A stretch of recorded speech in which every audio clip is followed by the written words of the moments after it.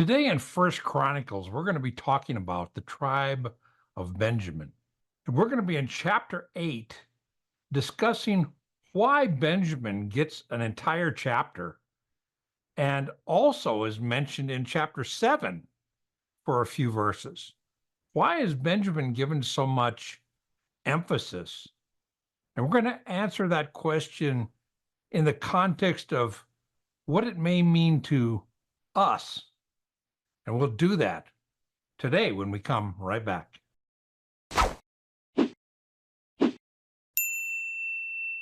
Hi, and welcome to Bible Study with Friends, where our goal is to help you get more impact from your Bible study, how to dig deep, how to mark it in your Bible, how to apply it in your life. And today I'm here with my friend Kyle Grinstead, and Kyle and I are continuing our study in First Chronicles, a book that not a lot of us take a lot of detailed time to study.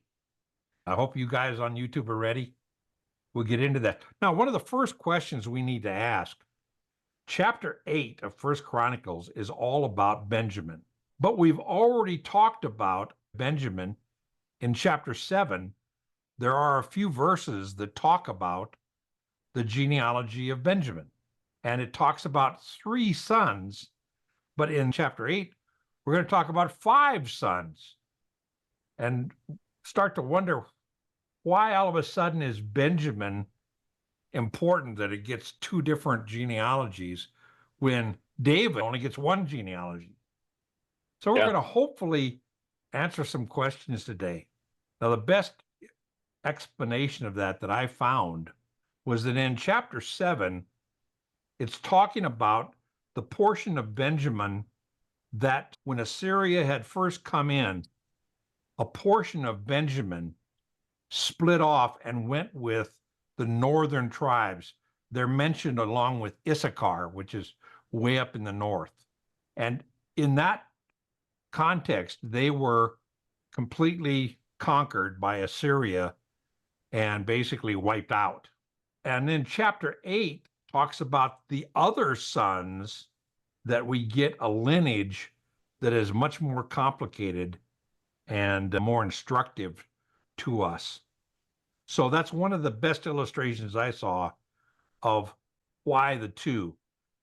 The chapter 8 is talking about the tribe of Benjamin that stayed with Judah in the south and defended Jerusalem, defended the tribe of Judah, and survived for quite a long time until Babylon finally took them captive. And now at the post-exile period, the writer of First Chronicles is trying to give the people coming out of the exile that identified with Benjamin, and quite a few of them did. He's trying to give them some direction, and we're going to talk about that. Now, did you notice anything when you read through the chapter? Did you notice anything in chapter 8? A lot of names. A lot of names. One thing that stuck out was it mentions towns randomly in there. I know we've talked about towns before. In this genealogy of Benjamin, there are places. In fact, in this chapter, there are 8 places specifically mentioned. And if you take an atlas and try to find some of those places, it becomes obvious that these are really all over the place. We'll look at a map as we go here. But that is a thing to notice, that in the history of Israel, the tribe of Benjamin is spread geographically all over southern Israel. And we're going to see that. Now, why would that be important to the chronicler? We've talked about this before. Yeah, just so that the people coming back know, where should I maybe resettle as I come in? Not everybody can go to Jerusalem. Yeah. And Jerusalem is one of the locations, but not everybody even related to Benjamin would go to Jerusalem. They may go to some of the other places that is specifically mentioned, and we'll look at a map and see if we can see some of those places as we go.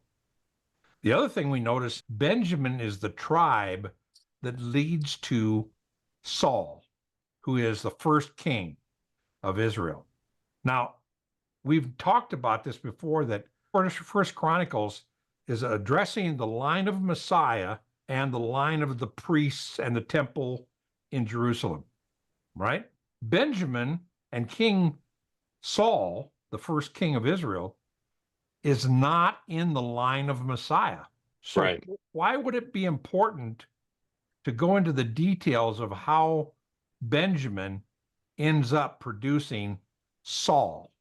Why would that be significant, do you think?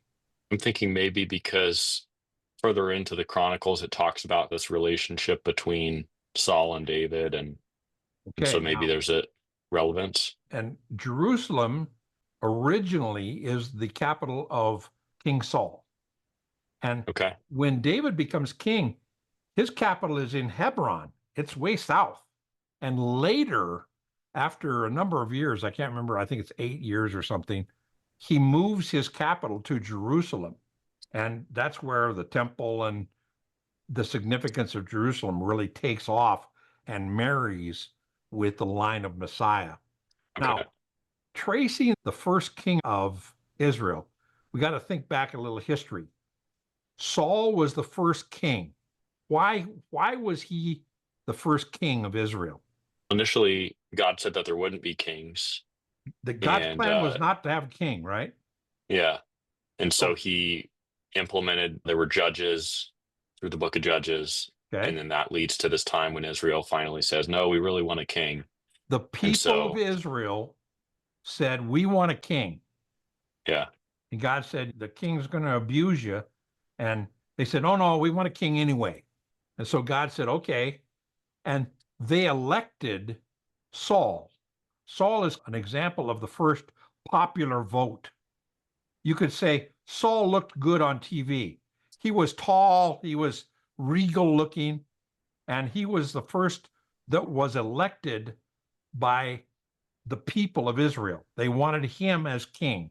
okay, And he is a product of the tribe of Benjamin. In fact, later we have another famous Saul in that Saul of Tarsus, who is a Benjamite, who is named after King Saul. okay, And but that's way after the Chronicles, okay? But Saul is significant as the first king. Now, if we're tracing the kingship of Messiah, the ultimate kingship, what's the difference between Saul and David? What's the Saul is not in the Messianic line. David is not related by blood to Saul, so there's not this genealogy aspect. Okay, so if you go, Saul was the first king. What made David king? Was David Sam, elected by the people? now God Okay, told Samuel to anoint him. so if you're thinking about this, the Messianic line does not come through Saul's line as king because his kingship was voted by the people. They chose him for very superficial reasons. Yeah, Remember, at one point, Samuel says, "A man looks at the outward appearance, but God looks at the heart." So Saul is selected by people to be the king, but God selects David to be his king. So you get a difference between popular king and God's anointed king. And God's anointed king is the plan for the line of Messiah that was going to be an eternal line that would never end, that would produce the Christ, the Messiah. yeah, that's a But cool contrast. but Saul is significant in that he is the first king. The Yeah, second king is the king that God chooses and is the significant king that produces the line that's going to produce ultimately the eternal king, the Messiah Jesus. Okay? all right. So Benjamin producing the first king is significant. And Benjamin was a significant tribe between tribe of Benjamin and Judah. Jesus, the Messiah, comes out of the line of Judah because remember, Bethlehem was where David was from, and Mhm. that's why Jesus is born in Bethlehem. But later, he makes his capital Jerusalem, and the temple is in Jerusalem, and that makes it significant again to the chronicler. Let's go into this real quick. We can go through some of these names very quickly, and I just want to show you a couple of things. Number one, in this section, of chapter 8, instead of 3 sons mentioned, which happened over in chapter 7, verse 6 through 12, and only 6 verses, we have a whole chapter here, and we have 5 sons. We have Bela, Ashbel, Ahara, and Noah, and Rapha, the 5th. And then the line is continued through Bela, and he produces Gera. Now, Gera down here, this is Gera Jr. He produces another Gera down here. So we need to be a little careful here. But anyway, that's just a side note. We have these 5 sons, and then we have the sons of Ehud. Now, Ehud is not mentioned as these sons up here, but all of a sudden he appears. He's mentioned in chapter 7, verse 10, as a descendant of Benjamin. And Ehud is significant in that he is a judge that is used by God up in, we're not going to turn to it, but in Judges chapter 3, 12 through 30, Ehud is the person that God chooses to deliver Israel from the captivity of Moab. Okay? Okay. Yeah. And because of that, he delivers them from Moab, and they end up living in an area, if you look down at verse 8, became the father of children in the country of Moab after he had sent away. So this is how Ehud gets the property of Moab that descendants of Benjamin stay in. Okay. And then he talks about, this is Ehud, and it's talking about his sons are the heads of fathers' households and the inhabitants of Geba. Now, Geba, over in 1 Chronicles chapter 6, verse 60, is mentioned as a place where a person becomes a tribe, and that tribe becomes an area. You remember that? And Geba is a place that is about 6 miles northeast of Jerusalem. So it's not on a lot of maps, but it's just northeast of Jerusalem is where this section lives. Now, that is not, I'm going to show you a map here real quick. Let me stop here. I got to show you a map because it starts to gets complicated. Now, over here, we're talking about the tribe of Benjamin right here. Mm-hmm. And it talks about there are people in Benjamin that live in Moab down here to the southeast. And there are people from Benjamin that live just north up in this area up here, north of Jerusalem. And we have Jericho and Gibeon also mentioned in this area. Now we're going to continue on because we also going to find out we have people from Benjamin that live way over here just south of Joppa. And, okay. and we're going to find out some interesting locations. So we're going to see on the map that there's the northern group of Benjamin up with Issachar that were wiped out. But then there are the southern people that stayed down there that are over in Moab, and they're up by Joppa. They're up by Gibeon. We're going to see a lot of places mentioned here. And I wanted to give you this map just to give you a feeling for how widespread the tribe of Benjamin becomes. They're not just in Jerusalem or not just in this one little area. They're spread because of their history. So that's where places become significant. If we go back up here, we see another place that's mentioned in verse 8. In fact, this first section from verse 1 to verse 7 is all about the Benjamites in Geba. And then from verse 8 all the way down to verse 13 is the Benjamites in Moab, Ono, and Lod.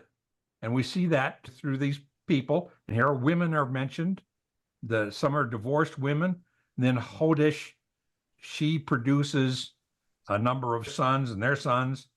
And they end up in this area down here, verse 12. The sons of Eliphaz were these guys, and they built Ono and Lod. So we go, where is Ono and Lod? Okay. And you have to do a little research, but you can find that Ono and Lod are just south of Joppa, which is way up in the north. If you look again here. So we have people from Benjamin living over in Moab, and we have people from Benjamin living just south of Joppa in Lod. So they're spread all over. Yeah. And then the next significant section you saw that goes down to verse 13. And the next, and I just basically made a little note of places mentioned. And in verse 13, it talks about Gath. Now remember up in, it says they put to flight the inhabitants of Gath in this area. Gath was the home region of Goliath and his giant relatives. But we see in chapter 7, verse 21 is Gath is mentioned. So again, physical places. Now from 14 all the way down to 28, it talks about, again, the lineage of Benjamin through grandsons, great grandsons, all the way down to verse 28. Go ahead and read verse 28. These were the heads of the fathers' households according to their generations, chief men who lived in Jerusalem. All right, so now we're getting to this section about the Benjamites that lived in Jerusalem proper. Okay.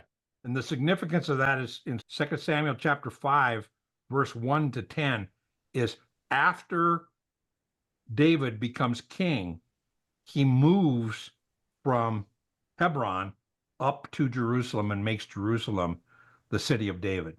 So Jerusalem becomes a significant city in the kingdom and in the temple. Yeah. Now, then the rest of the chapter from 29 to 40, it's all about Benjamites that live in other places, including some more that live in Jerusalem. It talks about Gibeon. Now, remember where Gibeon was? That northwest of Jerusalem. Just northwest of Jerusalem, in that same area. There was in this area that said when you go back, if you're descendant of Benjamin, you have options of where to live, depending upon who your specific relation was in the tribe of Benjamin. Could have been from Moab, could have been from over by Joppa, could have been from Jerusalem, could have been from Gibeon, could have been from the region around those cities. So we have Gibeon mentioned in 29, and then in verse 32, and some of these people also lived with their relatives in Jerusalem, opposite their other relatives. So there was some family branches that weren't the same family, but they were descendants of Benjamin. They were cousins. Yeah. So it was kind of like, this is this cousin's section of Jerusalem. This is this cousin's section of Jerusalem. We also have cousins up in Joppa. We have cousins in Gibeon, and we have cousins down in Moab. So when we go back, we can relate to Jerusalem, Joppa, Moab. Really, we can spread ourselves all over and know where to go and live and feel that we belong there. Okay? Now, the very end of the chapter, we see these verses again. These are people that are living in Jerusalem, and it goes down to verse 40. And at verse 40, we have a section of the tribe of Benjamin, and we see that familiar term that we saw in chapter 7, that the sons of Ulam were mighty men of valor, and specifically not just warriors, but specifically artillery. Okay? These would have been warriors that were distance fighters. These were archers, and there were only 150 of them.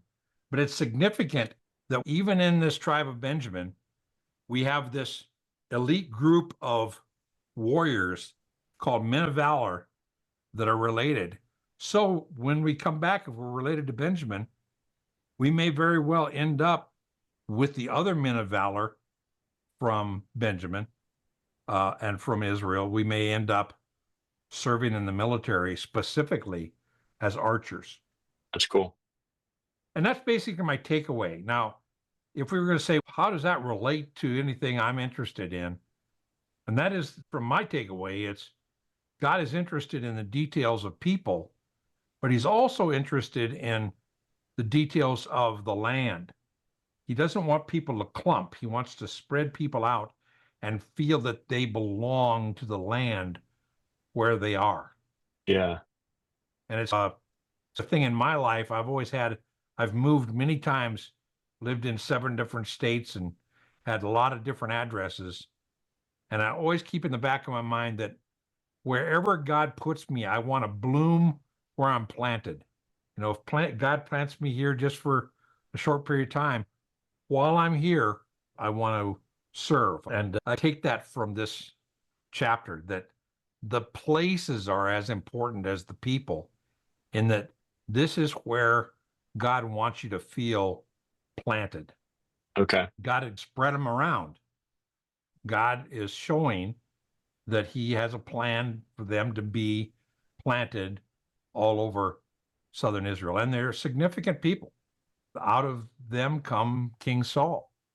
It's really interesting. Saul, we know, is the first king, but in the genealogy here, it doesn't mention that he's king. It just says, and Saul had these kids. Okay, Saul is mentioned as a Benjamite, but the significance was not that he was king. The significance was he's just a member of the Benjamite nation who ends up in Jerusalem.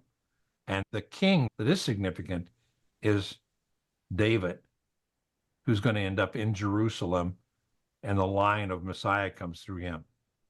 Yeah. So again, when we're reading something like First Chronicles, we can have kind of fun, like I did with finding a guy like Ehud and looking up his background and looking up the verses. There's a lot of verses in Numbers and First Samuel and Judges that talk about these guys specifically. So you read through that and you look at a name and you go, is that name familiar? And you start to look up. And the tool that I used is a Bible dictionary, and look up. There's a couple of Bible dictionaries. One of them is called All the People in the Bible. And it mentions every single name in the Bible is in this. And you'll look up a name and it'll say something like, it's only mentioned in this one verse in First Chronicles. We don't know anything about him. Others have names and significance. And it's fun to do that. But you can just look at these familiar names and then ask yourself the question, why is that here? Why is it talking about these cities? Why is it talking about this place? Where are they?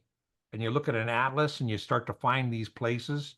You look at a commentary, and a commentary is where I found Lot. I had no idea where Lot was, and Ono.